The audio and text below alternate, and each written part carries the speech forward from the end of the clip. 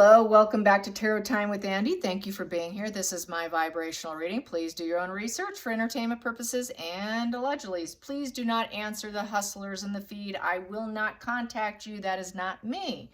Just a little disclaimer there. I have an issue with hackers and, people pretending to be me. So just ignore, push those three dots on the side and a panel will open up and you can report. Thank you so much.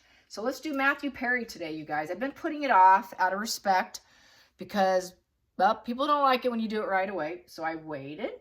Matthew Perry, he did start drinking when he was 14 years old, getting into a little bit of his history. He did an interview that I watched, and he said he basically felt victimized by his body. His body was betraying him. Felt it was unfair. The other cast members could drink, and he was struggling with a substance abuse disorder. Alcoholics are basically, or any kind of addiction is basically called that now. So anyways, he had his first drink at 14, his words. He had a little bit of issues with his mother in public spaces. She got a lot of attention, and he kind of wanted a little piece of that. I noticed that. He definitely felt his body wasn't taking care of himself, and he just felt like all of it was so unfair that he struggled so much. His skinniest was 128 pounds. He was rail thin. They put him in a lot of baggy shirts on Friends, and that was at the height of his fame. And let's see, going through my little notes here that I took. We have here, what else do I hear? I think that's it. Yeah, that's it. Okay. So yeah, substance abuse disorder. He would buy drugs. He would do all kinds. And he did have colon issues from the oxy that he took because it causes bowel issues and he had a bowel obstruction. He was sick for many, many weeks. He was very close to his assistant, a very gorgeous, beautiful brunette, who he basically snagged from another facility where he was staying where he did not get sober. He did get sober, but he snagged her from there. And when he went to another facility, she was with him for 6 months, up every night with him for 6 months. Very dedicated. She called him Maddie. She was like his close friend. Nothing. It was platonic, nothing romantic. And she was with him all the time. So definitely the right-hand person for him. She enjoyed all the travels, all the high-end lifestyle. She got to go to really cool places with him. He included her on a lot of his coming-ins and goings and what he did in life. So she really got quite the perks being an employee for him, and was a great source of friendship and strength for him. So it's nice to know that. He was happy in his last year of life.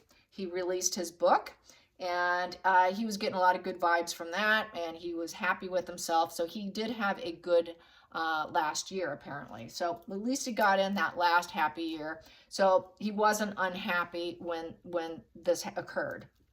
So let's get some energy on his soul, his spirit, how he's feeling now. Usually they wait till after their funeral to go to the other side. They check with relatives, all of that. And unfortunately, it seems a lot of celebrities go this way with addiction issues. I've noticed it seems to be this trend. We've had Whitney Houston. We had Whitney Houston's daughter that died in the bathtub.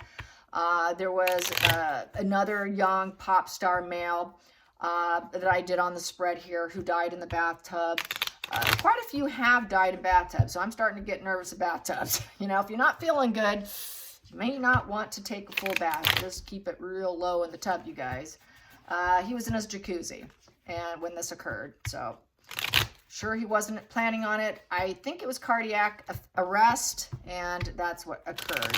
Unfortunately, with detox, even though you might be clean in the head, doesn't mean the body recovers. It can be absolutely devastating, permanent damage. And a lot of addicts, a lot of people aren't aware, if you start when you're young, usually they're dead by the time they're 45. Most addicts do not live on the earth plane after the age of 45, 50. The fact that he had nice gaps with sobriety probably extended his life. I believe they said he was 53. So that's why he had that little bit of extension. When they have that sobriety, it seems to extend a little bit, and a little bit better self-care too. is what probably extended it. But the heart damage was there, body damage was there, the colon issues were there. Very fortunate to be alive because he came very, very close to death, you guys. So, energy. Yes, had to finish that. Got all that out. Anyways, here. I like Friends, but I was not a hardcore fan. Just occasionally tuned in. So, not a diehard Friends fan. Here we go. So, MatthewPerry.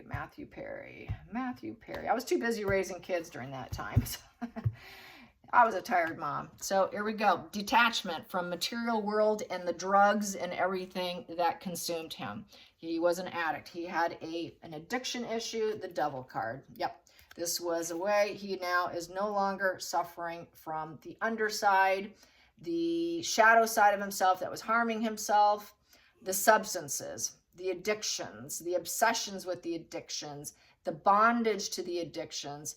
It had total control over him. It now does not. It is a full breakup, divorce position. Those chains and binds have been cut. Good for him. Good for him. Challenging position is the healing. He did, but he is healed, okay? It's the star card. He's glowing up. He became a light. He now has a bird's eye view going down the right path. The universe is now going to bless him, and he has optimism and happiness, but probably wasn't so sure he was ever going to reach that. But he is a shining star. He also was a celebrity, and now he's a celebrity up on the other side.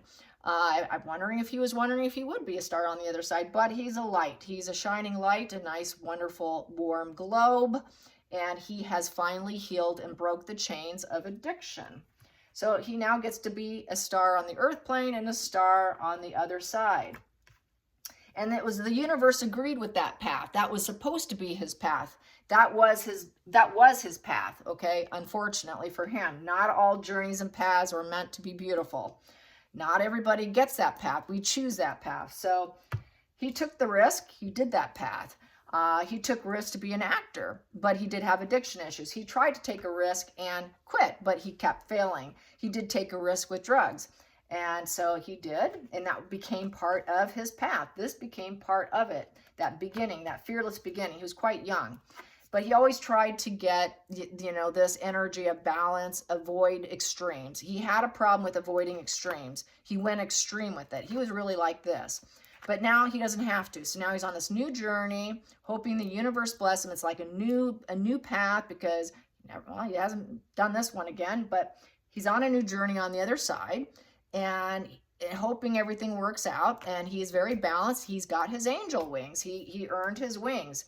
Here is the devil. So he's no longer in the drugs and the loss of control, trying to control the drugs, but unable to control the drugs. He did detox, but he's now earned his wings and he's more of a balanced individual. He has control now, and it's more of a gentle approach to life and taking the middle ground with balance. And he knows the truth now. His crown chakra has opened up. That is an open crown chakra. He knows the full truth about himself, his journey, why this all occurred. It's not a cruel life review. It's actually quite gentle. They say people always worry about the life review, and I think that's why I saw this. He was worried about it. People don't have to worry about the life review. It's actually done with kindness and gentleness. It's not brutally and horrible, okay? He was a very wounded individual, and he was blazing that path, and he wasn't giving up. He was very perseverant on his drugs, and because he was very wounded. He had wounds. He was trying to prevent more emotional wounds in the past when he was using, and he used because of his inner wounds. So with the Nine of Wands, basically he had to wall himself up to use and hide. He always had to try and protect how he had gained becoming a star. He didn't want people knowing. He had to keep going. He had to persevere through the addiction. But the enemies and the paranoia was living inside him because the Nine of Wands is very paranoid and there's enemies out there everywhere. And he didn't want them to take him down. He wanted to keep being an actor here. So now we have here, he was very challenged. He had to focus on the end game in life. He had a lot of mental struggles, a lot of conflicting forces within. He tried changing the directions. He needed to change the direction, so he focused on a new goal so that he can win and be victorious. He did that. He did have sobriety.